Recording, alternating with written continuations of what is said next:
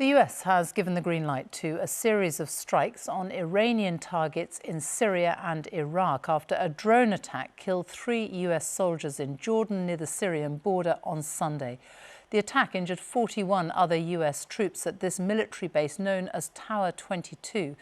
The US Defense Secretary Lloyd Austin said the United States would not tolerate attacks on American troops.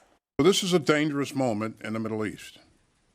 We will continue to work to avoid a wider conflict in the region. But we will take all necessary actions to defend the United States, our interests, and our people. And we will respond when we choose, where we choose, and how we choose. Our North America editor Sarah Smith joins us now. And what more do we know about that response?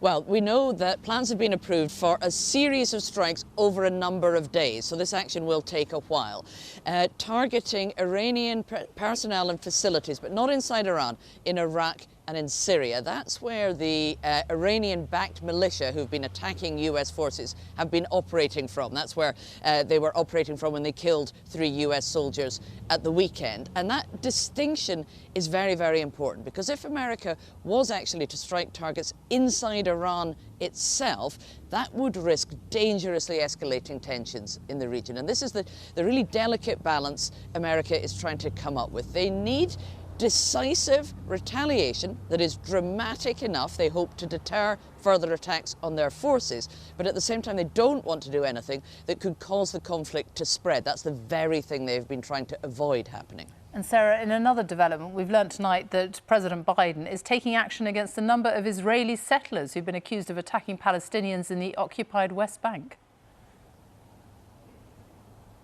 Yeah, this is really unusual. He's signed an executive order, so that means the president can do this all by himself to impose sanctions on just 4, for now, Israeli settlers.